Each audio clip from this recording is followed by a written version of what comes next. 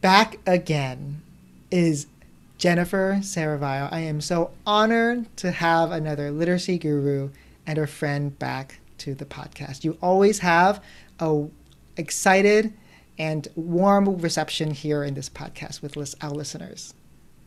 Thank you so much for inviting me back. It's always a pleasure to talk with you. So you were busy during the pandemic.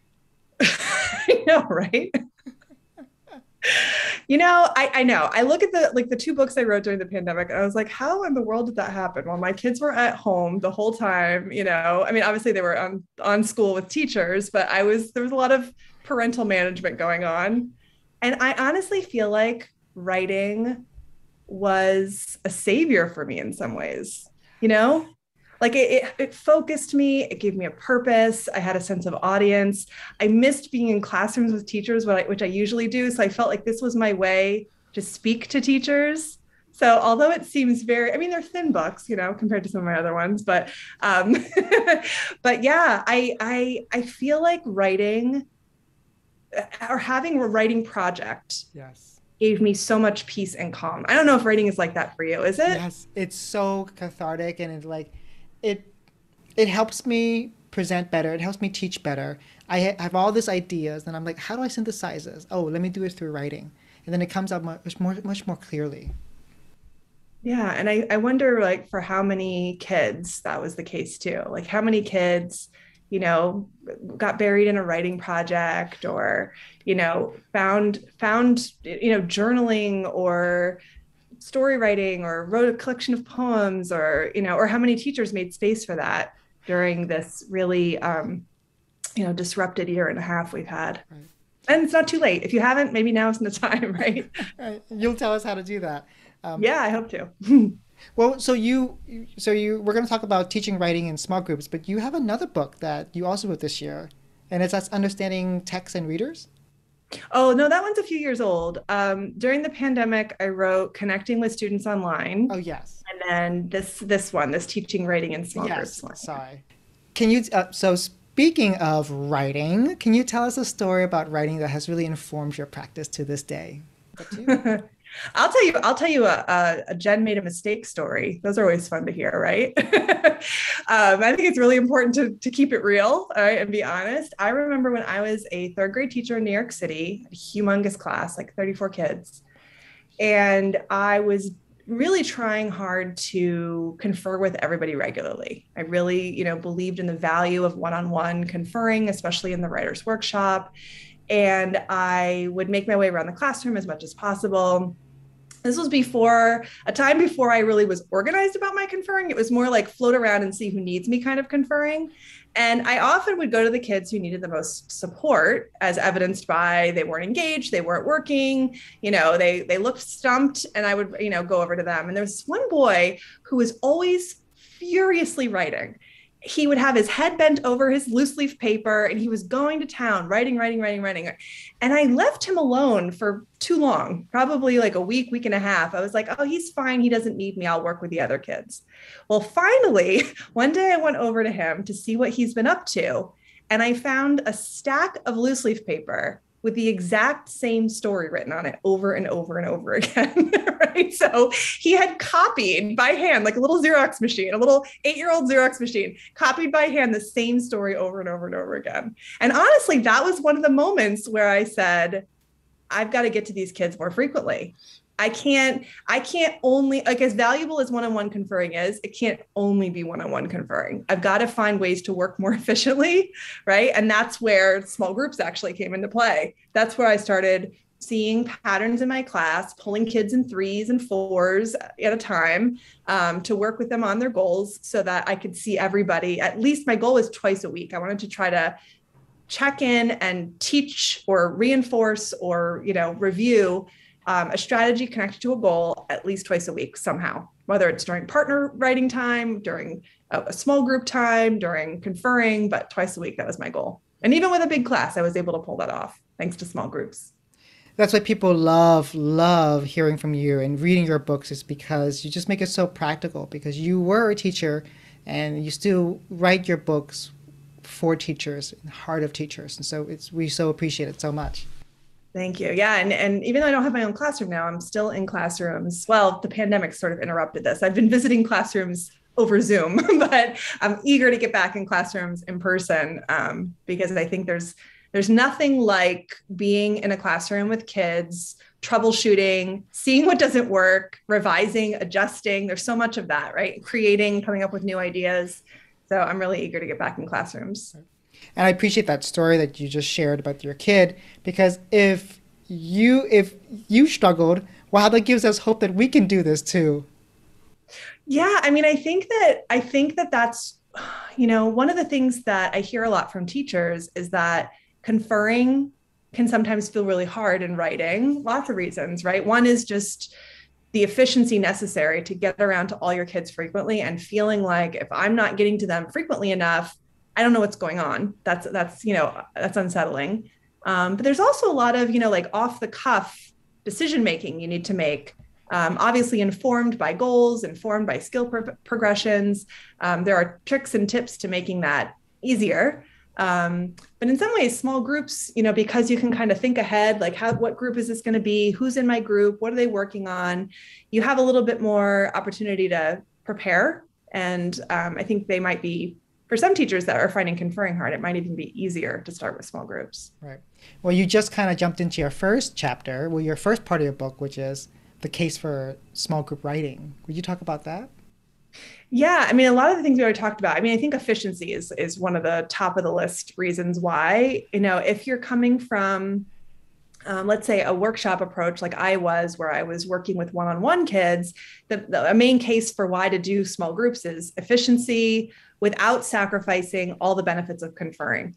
So you're still getting that opportunity for feedback, right? I'm getting feedback from kids. What from my teaching is working and what's not, and I'm able to offer feedback to kids. Oh, here's how I see here's how I see this strategy is going for you, or here's what you might want to work on next. You've got the opportunity to build relationships, just like you would in conferring, right? You really are getting to know kids. You're really listening to them. You're responding to the kinds of things that they need. So it's all the benefits of conferring without sacrificing, the great parts of conferring and working more efficiently. And then for some teachers, they might not have a conferring practice going, right? They might be doing more of like a whole class model where maybe it's shared writing or interactive writing where the whole class is composing a text together. Or perhaps it's the middle school classroom where there's a teacher assigning, an essay and everyone's writing the same essay, and it's more whole class lessons, but there's not a lot of differentiation. And so the case there is there's going to be a wide range of needs in your classroom. So yes, the whole class teaching is going to hit on some of that, but by pulling kids in groups, you can really target what they need and help accelerate progress. Right. It's very similar to the concept of small group reading. Like, we understand guided reading, or that's very familiar in that field. And now with this book, it's like, oh yeah, applying the same principles of small group reading to small group writing. I thought about like just reading the title. I was like, oh yeah, that makes a lot of sense. I do that. Yeah. I get kids together, we read the text together. Why don't we do that with writing? Oh yeah, light bulb moment. Can you tell us about the process of forming groups? Yeah, this is really important. So if you pull a group together because they're sitting in the same corner of the room, or if you're an intervention specialist and you see these three kids from three classrooms at 10:30 every day and they're a group, what I say to teachers is that they're not necessarily a group just because you pull a small number of children together at once. What makes them a group is that they have something in common. They have a common need. So in order to figure that out, you've got to do some assessment. So in the book, I guide teachers through using a couple different tools. So one tool is a hierarchy of writing goals, which is a list of 10 goals in order from stuff I'd address first to stuff I'd address later. There are things like engagement or getting ideas for topics of what to write about, down to things like making sure my writing is organized and has good detail, and I've considered word choice and grammar. So this hierarchy might be familiar to people who have my writing strategies book, because that's when I first published it. So this is a sort of expansion on that. And I really walk people through different sample student pieces to try to get them comfortable looking at student writing and identifying a goal. And then the other tool I use that's part of this resource are skill progressions. So I've taken each of those different goals from the hierarchy and I've kind of cracked them open. and I've shared how I think about, let's say, the goal of elaboration or adding detail. How does that develop over time for kids? So that when you're trying to determine, is elaboration something I should work on, you could use that skill progression to see where they are. And then also, once you've chosen a goal and you're going to work with kids in small groups or one-on-one in conferences, you can continue to monitor progress. So if they started off here on the skill progression, I've taught them some strategies, and then hopefully they've grown. And that's help to the teacher to know, well, when's it time to move off this goal and onto something different. Yeah, that's really cool thinking about, like, same thing with guided reading. We say, okay, these are kids that need this kind of goal or this kind of skill. Mm-hmm. Let's pull them together. And you're doing the same thing. Mm-hmm. You're saying, oh, these students have the commonality of needing this particular skill Mm-hmm. reinforced. Let's pull them together. You talked about the progression. Could you talk about that? You said that the hierarchy. I was like, yes, a framework. Well, I've worked with so many teachers who rightly notice that a student writer could use a lot of things, right? A student writer, you look at a piece of writing, you're like, well, he could use some help with the spelling and especially vowel patterns. He could use some help with ending punctuation. I don't see capital letters. Also, it's a little disorganized, and maybe there's some more detail that could be added to the intro. And you look at this piece, and a lot of times you say, well, where do I start? And because we know from research, like especially researchers like John Hattie, who's done meta-analyses of effective practices in the classroom, it pays off when we focus, Yes. right? Rather than trying to teach 6 things in a 5-minute conference or in a 10-minute, right? You teach one thing, you explain, you show, you guide their practice, you give them feedback, opportunities to reflect, right? That's what we know from research works. And so if we know we have to focus, then we have to have some tools to determine, well, what is the most valuable focus, right? What's the thing that I think is most worth paying attention to? And so the hierarchy is really not about saying this is more important than that. All of it's important. It's rather saying to teachers, yeah, they're student writers. They're going to need lots of different things. Let's start at the top, work on it for a little bit, and then work our way down, right? So for example, on my hierarchy, organization comes before detail.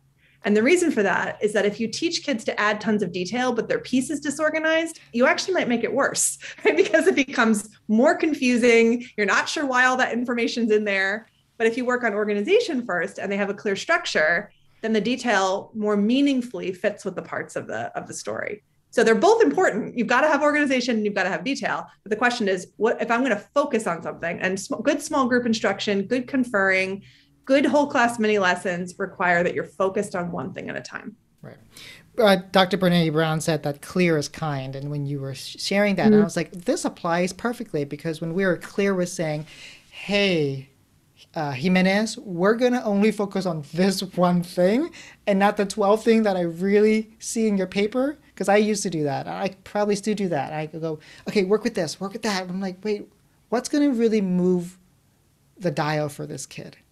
Right? What's going to really help them shift their writing to what's going to be really transferable? And I think your hierarchy is super, super helpful. So the organization is for one of them, and then details is another. Do you have the other ones? Oh, yeah. So actually, the first one is about helping kids to compose with pictures, because I want kids before they're even able to write words, before they even know their alphabet, I want to support them with their composition. Katie Ray and Matt Glover write a lot about this in their book, Already Ready, right? That really young kids can compose text across genres, across pages in a book, right? Then we move into engagement, making sure that kids have motivation, energy for writing, that they enjoy the act of writing, that they have ways to stay focused and block out distractions. Then we have generating ideas. So coming up with topics to write about that I really like, that I'll spend time with and take throughout the writing process. Then it moves into qualities of writing. So being able to have a focus or meaning to my piece, being organized and having clear beginning, middle, end transitions. Then details and word choice. So making careful decisions about what words I'm including, or making revision decisions about word choice. Then grammar, punctuation, spelling. And then the last one, which isn't really last, but one thing to keep in mind is partnerships and clubs. So getting kids to be with social groups in some way, so that they can, throughout the process, generate ideas together, brainstorm, rehearse out loud before they write, give feedback, things like that. Well, you spoke to the heart of multilingual teachers, or teachers of multilingual learners, because you said grammar, punctuation, spelling are probably like the lower, not the lower tier, how do I say this? They're not the priority that we want first. And with oftentimes working with multilingual students, teachers will go to grammar, punctuation first. And I'm happy that you communicated that that's not the only focus that we probably want to start with. Yeah, I mean, it's a critical focus. It's important, if you want to be a strong communicator, you have to learn ways to represent your ideas on the page so that other people can read it. Right. So it's very important. But, and probably, as a teacher of multilingual learners, you also have language goals for kids alongside writing goals and reading goals, right? So you're working on those as well. And that's another place where they're learning about, language conventions like grammar, punctuation. But what I learned from my mentor, Lucy Calkins, is that oftentimes kids have more energy for doing the conventions focused work when they have a piece that they're really proud of, that they have an audience intended, an intended audience in mind, and they want to share it. So getting kids to be, and the other thing is it takes a lot of attention for young writers or for children who are multilingual to apply rules of spelling. I think about somebody who's wait, where are you? I always forget. Are you in Thailand? Yeah, you're in Thailand. Think of a Thai speaker learning English and how challenging, right? How challenging that is to spell everything correctly. And if you said to them before they've even really gotten a good idea going, make sure you spell it all right, I feel like that's just like puts a wet blanket on their process in a way, right? Yeah. So it's something I definitely address. It's very important, but I find that once kids have a really great story or a awesome persuasive letter that they want to share, then you can say to them, hey, we want to make sure that the people can read it and that you're in charge as the author of how they read it. And that's where the punctuation comes in. And that's where the grammar comes in. So let's go back and work on that. You're giving them a context to actually learn the grammar and to learn the punctuation, the spelling. Yeah. You're saying don't get lost by the leaves. See the forest. The forest is really important, and we'll get lost with the leaves. And the kids don't want to just focus on leaves. Right. Right. Let's move to talking about another chapter or another section, which is the principles of effective small group writing. Yeah, I mean, this chapter is really about principles of effective teaching in general. Yes. Like how to give really good feedback and what are the elements of effective feedback. And that really, it's not just about small groups. That's the secret, right? It's not even just about writing. This chapter really helps you think about all your interactions with kids across subject areas. How are we talking to kids? How are we giving them feedback? When are we giving them feedback? What does the feedback sound like? So I have these tables that give sort of contrastive examples, instead of doing it this way, do it this way. And I based a lot of this chapter on research from Zaretta Hammond's awesome book, Culturally Responsive Teaching in the Brain, a little bit from John Hattie's book around feedback. So it's a really research-packed section, but also really relevant and doable in the classroom. So that's a big part of it. Another big part of this chapter is about considering, and again, this is about small groups, but it's about everything, considering how much work is the teacher doing and how much work is the student doing. So there are some times when you're going to need to do a full-on demonstration with voiceover. There are times when you need to do shared practice to get kids going. But there are some times when you can just say the strategy and get the kids working. And I think sometimes because we're, in a small group, we've chosen kids who need this new strategy. We assume not only do they need the strategy, they need a lot of explanation before they can get started. But one of the beautiful things about small group instruction or conferring is because there's so few of them right there with you, I often find you don't need to do a lot of upfront teaching. You could just get them working. And because you're right there to give them feedback, it's almost like they can serve as models for themselves or the other students at the table. They get working and, they can be models for the other children too. So I talk about that, yes, do some work as the teacher. Yes, do some teaching, but only do as much as the kids really need. So to make sure that they're really the ones practicing in the small group. And then I talk about making sure that, the instruction that you're offering is aligned to the goals. We already talked about that. And then, of course, me with my strategies, I talk about the value of explicit, clear step-by-step broken down strategies and what that sounds like and why that's so important. That's kind of the meat of that chapter. Right. And it's very reminiscent of your other book, your conferring book, right? Yes. And I love that one. That was when I first had you on the podcast. You just really gave us a really clear structure of how to organize our feedback. There's actually a process that you go through. And so I will have teachers go to that podcast and your book on that, because it's a whole, you wrote about it in a condensed version, but it can be expanded to your whole book. Yeah. Well, honestly, that book, Teaching a Teacher's Guide to Reading Conferences, in that book, I talk about conferences a lot, but I also talk about assessment, and I also talk about goals, and I also talk about small groups. Actually, I address, small group strategy lessons, book clubs. And likewise, in this one, the title is a little bit misleading because it says teaching writing in small groups, but I also talk about conferring as foundational. So in a lot of chapters, like there's a chapter, for example, on inquiry lessons. And I show a video. There's a lot of video content in here too. I show a video of a one-on-one version of what that looks like, how to guide kids through inquiry to help them discover what authors do so they can try it in their own writing. And then I show us what a small group version looks like. So there's also a lot of conferring in this one too. But yes, you're correct. This is my writing methods book. And then my Teacher's Guide to Reading Conferences is the reading methods book. It seems like so this is like a series, right? And yeah. And it seems like the red thread that runs through all of this is conferring. It's not just assigning work. It's modeling and then having kids come together and work with you to say, oh, how can I guide you through your process? Yeah, that's what it is. It's really about the importance and value of guided practice, right? Alongside, yes, there's going to be some whole class direct instruction, but my experience, and perhaps this is just because my teaching experience was working in large classes in New York City with a huge range of learners, spoke different languages, had IEPs, needed different things. I just found that it was the guided practice where the rubber hit the road, right? The guided practice, whether it was small groups or one-on-one, that's where they made the biggest gains. That's where they made the biggest progress. So I think it's just what interests me the most. And it's why I write so much about small groups and conferring. Right. I'm thinking about my own practice. I'm like, oh, confession of a teacher. So I don't really confer with kids, but kids give me work and then I provide comments with them at the end. That's not really conferring at all, but I'm thinking about the way you do it. I'm like, yes, because then I wouldn't have to spend my weekends and evenings giving feedback. It's right there. It's active and kids can have an interaction with me. Yeah. And you might find, I don't know if this ever happens to you, but you ever spend the time to read this piece and give written feedback and hand it back.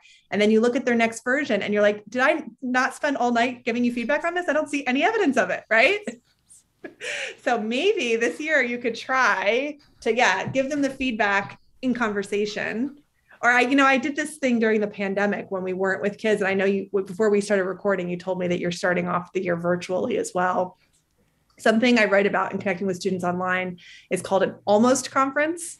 So it's kind of like an in-between the sitting down with kids, which I couldn't do, when we were online all the time. Well, you could do it over Zoom, but it's in between that and written feedback. And what you do is you bring up their work like on a Google Doc and then record a Loom video of you giving them feedback. So they see a little video of you giving feedback and highlighting and giving a comment. And then you send them the 2-minute video. So it's a little better. It's a little more personalized than written feedback, but you could try that. You could try that this year too. Oh, I'm going to have to come back and say, Jen, I did it. Yeah, please do. Let me know how it goes. Let's talk about the part 2 of your book, which is all about different types of groups we can form. Can you list them briefly and then talk about them?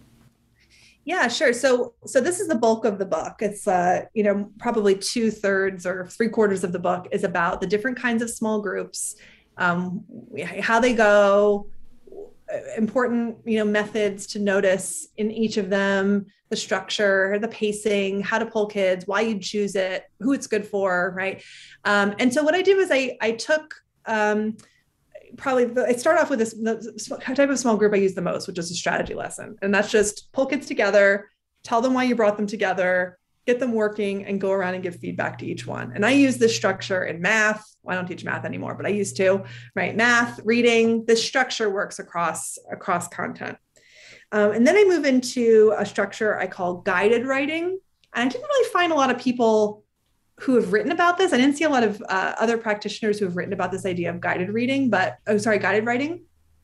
We know guided reading, but in guided writing, what I try to do is it's a very heavily scaffolded structure for kids who are maybe brand new to a genre, possibly for children who are learning a language, who could use that extra language scaffold. And so what you do is you provide them with the start of each sentence or the start of each paragraph, and they write down what you've given them, and then they try to finish the sentence. Now, you don't want to stay in this kind of a structure for too long, but as a temporary scaffold, I've found it really helps kids get into the groove of writing an essay for the first time, for example.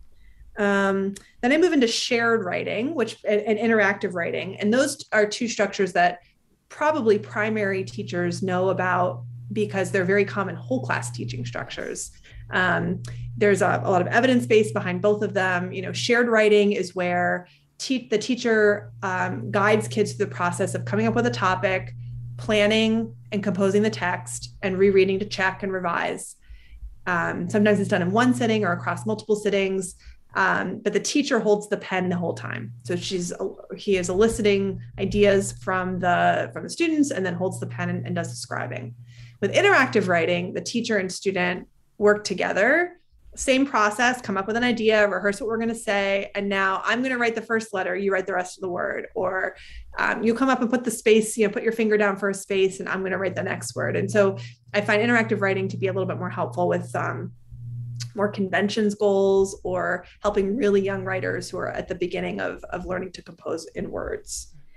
Then I move into inquiry groups. So people probably have practices where they are studying mentor texts together with the class and drawing conclusions from what does the author do, what should we try? And I propose doing that same kind of work in small groups so that you can be more focused on what you're looking for based on the students' goals.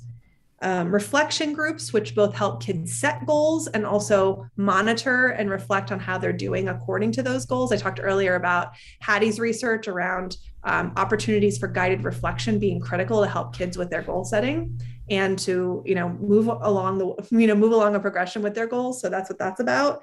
And then the last, but certainly not least, is about social grouping. So working with partnerships and working with clubs, and how that can look.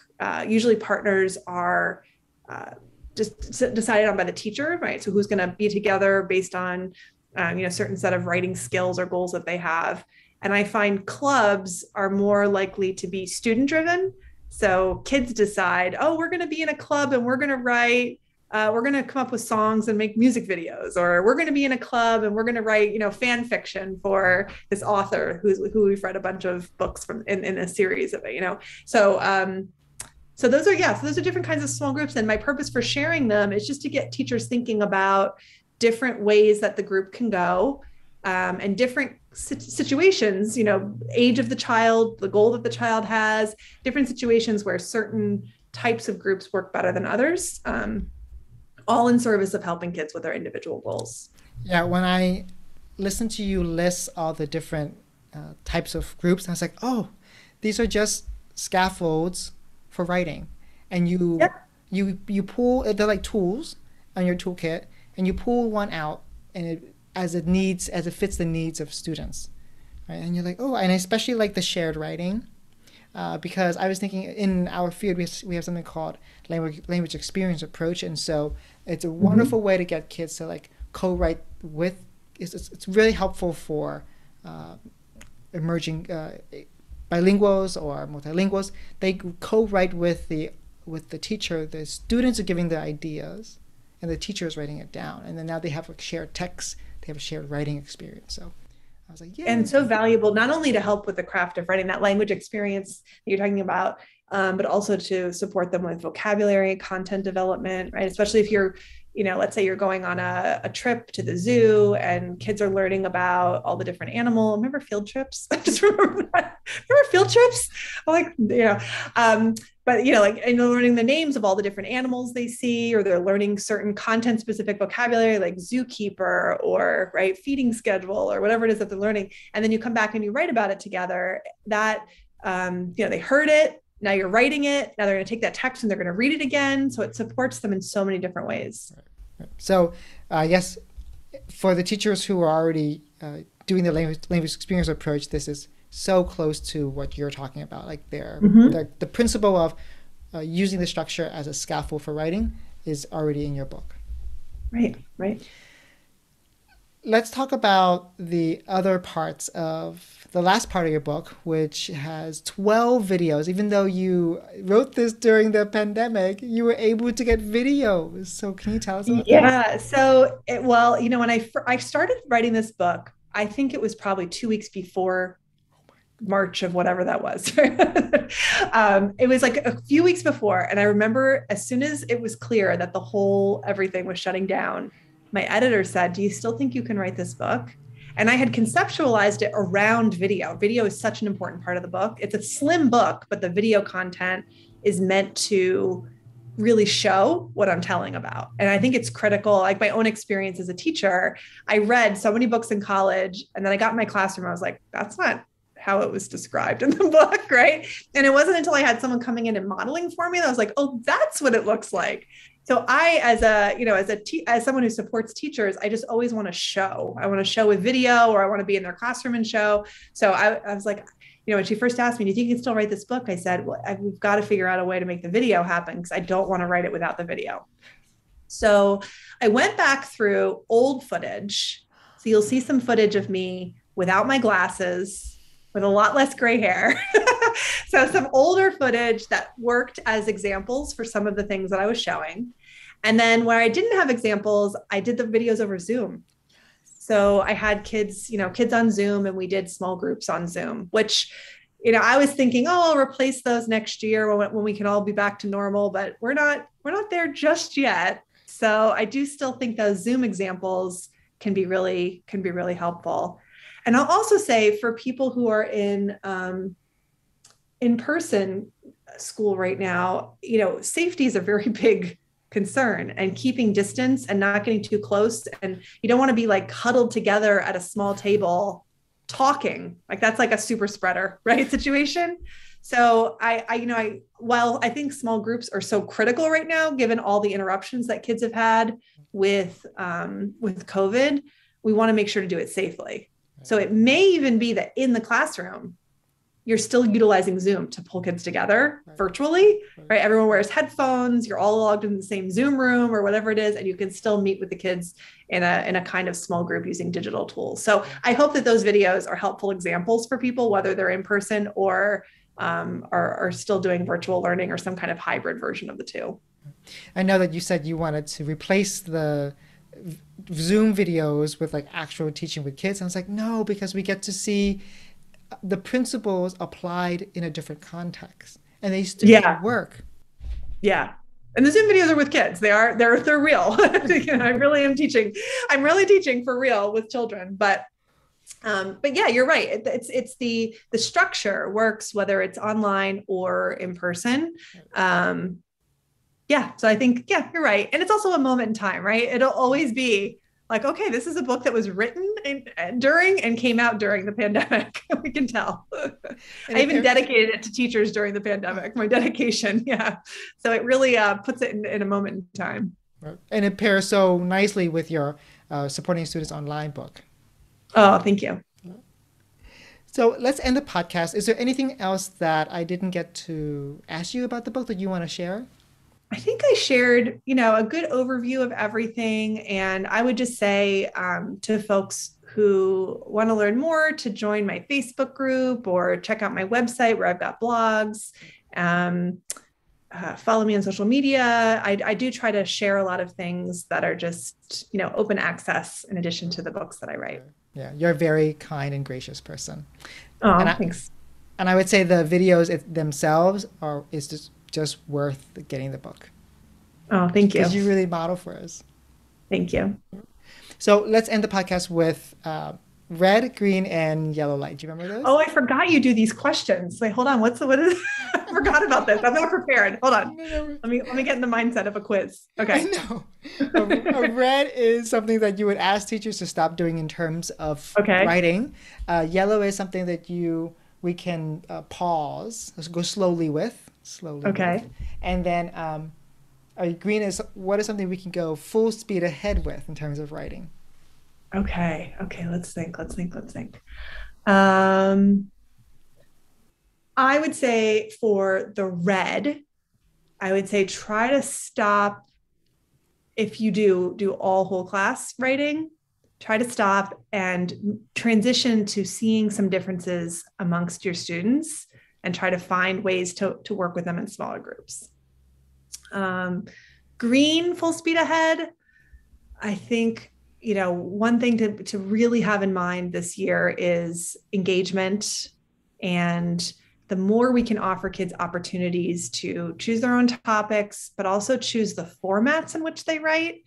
Like, for example, if you have a unit that you have to do, fourth grade does fiction writing, consider if you can open it up to how do they finish that piece. Maybe it could be a graphic novel or a picture book or right, or just a typed short story, or maybe they can use Book Creator online, right? And then maybe the Book Creator one leads me to a segue with the yellow, which is a lot of people during the pandemic have transitioned to digital tools for writing. And I think for some kids, they've been a godsend. And for other kids, it's slowing them down or it's causing them to distract. So maybe the yellow is like, keep an eye on how these digital tools are helping or hindering students and make maybe case by case, individual by individual decisions about what to keep and what to move away from.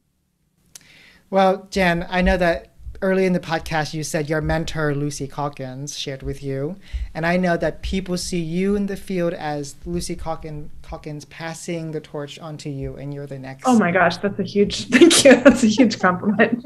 Well, you deserve it because people wherever I go internationally, your book is always in elementary school classrooms and middle school classrooms, and they're there, and I was like, that's my friend Jen. Oh, thank you. Thank you so much. And I just enjoy following you on social media and learn so much from you every day. So thank you for all you do to support the field and this podcast that you do. So thank you for all your work. Oh, it's always an honor to have giants in the field like you grace our ears.